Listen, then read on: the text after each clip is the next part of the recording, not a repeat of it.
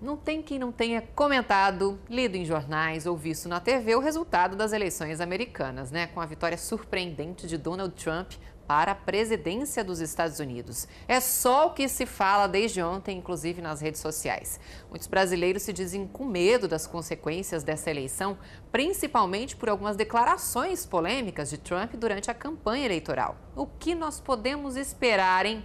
Esse é o nosso assunto com o historiador e consultor em marketing político, Darlan Campos, que já está aqui com a gente no estúdio. Bom dia. Bom dia, Andressa. Tudo bem? Tudo ótimo. Da última vez que o senhor esteve aqui, a gente estava analisando as eleições municipais, aqui pertinho. Agora vamos falar lá dos Estados Unidos. Mas a gente tem que falar assim, né? Porque interfere de alguma forma na nossa vida. Exatamente, né? Estamos falando da maior potência econômica e militar do planeta. Então, todos os fatos que são importantes para o cenário americano também impactam o resto do mundo e o Brasil também faz parte desse contexto. Principalmente na economia, né? Exatamente. Estamos falando de uma campanha muito acirrada, né? Os historiadores dizem que foi a campanha, uma das mais acirradas dos tempos modernos americanos. As campanhas acirradas como essa só se tem notícia lá no século XIX. Então, com um alto grau de ataques pessoais entre os candidatos, onde o foco foi menos no programa de governo e mais nas realidades pessoais e vividas por eles. Tentar denegrir a imagem do outro ali o tempo todo, né? Exatamente. A estratégia das campanhas americanas apareceu-se um pouco com a campanha presidencial de 2014, onde a desconstrução do adversário foi o principal mote, ou seja, tanto a campanha de Hillary quanto de Trump buscavam desconstruir o seu adversário, mostrando melhor do que o adversário na partir da desconstrução. Agora, as eleições americanas, a gente tem que dizer que são bem diferentes das eleições aqui do Brasil, com voto popular, né? Como funciona? Porque lá Hillary, por exemplo, teve mais votos do que Trump, e mesmo assim ele ganhou. Por quê? Exatamente. As eleições americanas têm algumas diferenças claras com a eleição no Brasil. Primeiro ponto, o voto é facultativo, ou seja, é preciso que as campanhas motivem os eleitores a saírem de suas casas para votar. A eleição é numa terça-feira, então, ou seja, um dia comum de trabalho em que as pessoas em algum momento vão sair para votar. Segundo ponto importante é que o voto é indireto. Então, existe um colégio eleitoral, no qual as pessoas votam em delegados e esses delegados vão dar o voto ao presidente. Num processo eleitoral que ainda não terminou, mas pela quantidade de delegados, pode-se definir a vitória de Trump a partir de mais de 270 delegados dá a vitória a um dos candidatos. E o voto não é pela urna eletrônica também, né? Exatamente, o voto manual, eles ainda utilizam esse sistema, ou seja, na cédula as pessoas vão votar lá no cenário americano. É verdade. Olha, o novo presidente americano eleito, Donald Trump, é uma incógnita, né, para o mundo todo. O republicano desbancou 16 candidatos do seu próprio partido e, como sabemos, venceu a eleição realizada ontem. Trump é empresário e já chegou a ter hotel, cassino e até uma empresa aérea. E entre umas maiores polêmicas envolvendo o nome do presidente durante as eleições está a construção de um muro entre os Estados Unidos e o México para evitar a ida de imigrantes ao país. Vamos conhecer um pouco mais sobre ele, Donald Trump. O céu nunca foi limite para as ambições de Donald Trump. Ele arranhou as nuvens com a torre de 50 andares no quarteirão mais chique de Manhattan. E foi além.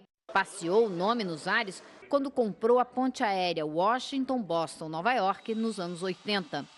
Na mesma época, adquiriu o Hotel Plaza e o Cassino Taj Mahal, inaugurado como sendo a 8ª maravilha do mundo. Hoje ninguém sabe se Donald Trump ainda merece o título de milionário. Ele não divulgou as declarações de renda como os candidatos a presidente costumam fazer aqui. Donald Trump desbancou 16 candidatos republicanos. Com um discurso antipolítico de homem de negócios, ele conquistou espaço dentro de um eleitorado insatisfeito com a atual situação econômica do país. Foi assim que convenceu Cláudia Magalhães e Aureliano Carmo a irem às urnas pela primeira vez. Eu acho que ele vai trabalhar para nós, ele não está fazendo isso para ele ficar mais rico. Donald Trump prometeu construir um muro na fronteira com o México e o casal, apesar de imigrante, apoia. Você não fecha a porta da tua casa? Tua casa não é aberta para qualquer um entrar. Um país tem que ter as portas fechadas. Mas foi a chamada Brigada Polaca que ergueu a famosa Torre de Trump na Quinta Avenida. Imigrantes ilegais que ganhavam 1/3 do piso da categoria. O playboy dos anos 80 se tornou o fator surpresa dessas eleições. Contando com os votos de um eleitorado insatisfeito, Trump chega para ocupar o imóvel mais cobiçado do país. Agora a gente vai ver imagens divulgadas na internet do interior da casa, de 3 andares que o Donald Trump tem no coração de Nova York. O presidente eleito dos Estados Unidos vive em uma luxuosa cobertura com a família, localizada no andar de número 66 de sua torre, a Trump Tower. A residência tem as paredes revestidas por folhas de ouro e mármore do piso ao teto, além de obras de arte inusitadas e espelhos enormes. Peças de bronze e veludo também fazem parte da decoração. Olha só essas imagens, gente. Mas a família Trump não vai continuar nesse imóvel, então, por muito tempo não, né? Já que assim que assumir a presidência dos Estados Unidos, Trump deve se mudar para a Casa Branca e ocupar a residência mais cobiçada do mundo, como a gente viu aí na reportagem, né? Trump está com a 3ª esposa, Melania. Nas fotos que vimos, ele ainda aparece com o filho Barron. A gente volta aqui para o estúdio, então, para comentar essas imagens surpreendentes ali desse... A gente não sabe realmente se ele continua sendo milionário, como a repórter falou, mas a gente percebe que ele é muito rico, né? Toda essa dúvida em relação aos imigrantes, né? A gente ouviu brasileiros ali defendendo, inclusive ele, dizendo que tem que ter o muro, né? Como é que tá essa relação com os países, os imigrantes? Tem muito brasileiro que mora nos Estados Unidos ou que quer morar nos Estados Unidos. Como é que fica essa relação? A eleição do Trump, ela entra num contexto geral da crise das democracias ocidentais e de um crescimento dos setores conservadores de direita e de extrema direita. Então, assim como na França, na Áustria, na Polônia, na Inglaterra, com a saída, votação pela saída da União Europeia. Então, todo esse contexto entra na perspectiva de um candidato que se elege nos Estados Unidos com um discurso muito próprio, anti-imigração, anti-islâmico, então muitas vezes xenófobo, sexista, mas que conseguiu uma parcela do eleitorado que estava fora do jogo político. A candidata adversária, ela representava a continuidade dessa mesma classe política.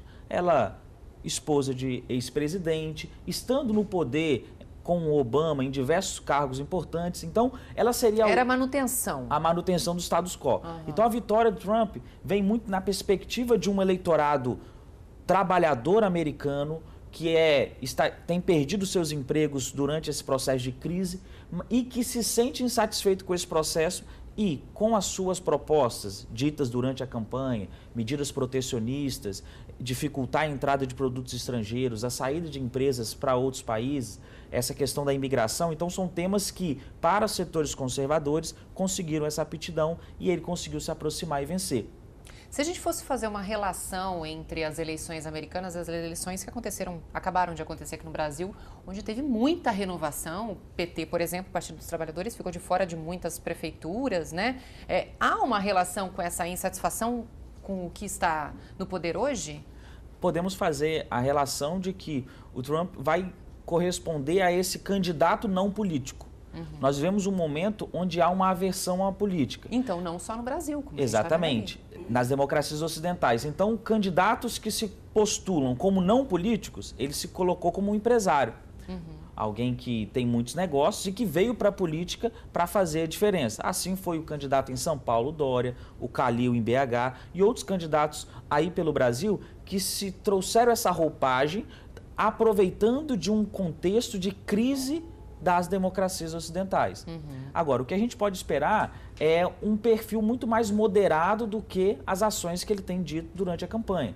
Então não vai ser aquele super, enfim, que parecia inclusive louco, né? Exatamente. O que ele falava. Tudo indica, e aí nós vamos ter, os sinais vão sendo dados na medida que ele for escolhendo os cargos principais da Casa Branca, do seu governo, mas a tendência é de um governo mais moderado. Durante a Guerra Fria, Reagan, ao subir à presidência da República, subiu com um discurso de guerra nas estrelas, de queria vencer a guerra nas estrelas. Mas quando ele entrou na prática, um perfil muito mais moderado. Então, em outros momentos, outros candidatos já mais extremistas já tiveram esse acesso ao poder, mas a prática da Casa Branca tende a levá-lo a um tom mais moderado de suas ações mas vamos ter que aguardar para ver. Antes de encerrar, só gostaria de fazer mais uma pergunta. Muita gente nas redes sociais comparou Donald Trump com Bolsonaro aqui no Brasil, né? Bolsonaro para presidente, ficaram naquela discussão toda, né? Pessoas horrorizadas, outras defendendo, aquela discussão toda da internet que a gente acompanha, né? Há essa correlação? O que nós podemos fazer, a correlação é de que são dois personagens caricatos. E a campanha da Hillary teve dificuldade em lidar com uma caricatura, que é o Trump, com discursos diretos, sem papas na língua. Então ele não tem o politicamente correto, assim como o deputado federal Jair Bolsonaro. O que os separa é que nós estamos falando no Brasil de um político tradicional, alguém que tem mais de 4 mandatos de deputado federal, já está na Câmara, filhos políticos. O Trump encarna um outro contexto de um empresário que vem para a política para reformar. Então essa associação, ela é de que o Bolsonaro sai fortalecido, ela não pode ser colocada nessa linha. Porém, com o avanço do conservadorismo aqui no país, nas eleições de cada vez mais figuras conservadoras, a gente tem um fortalecimento de candidaturas desse campo conservador e o Bolsonaro, ele se encaixa nesse grupo. A gente pode falar conservador e intolerante? Ou quando entra no poder, como o senhor falou, ele realmente fica mais moderado? Conservador e intolerante, aí a intolerância entraria como um adjetivo pejorativo. Porém, a gente pode chamar esses grupos mais conservadores de, muitas vezes, algumas medidas mais radicais, especialmente quanto à questão da imigração, como a gente viu na reportagem agora. Então tá certo. Darlan, muito obrigada pela entrevista. O senhor sempre é bem-vindo para analisar o cenário político do município, dos municípios, do estado, do país e também agora lá de fora, dos Estados Unidos. Muito obrigada pela sua participação. A gente que agradece, estamos à disposição. Tá certo.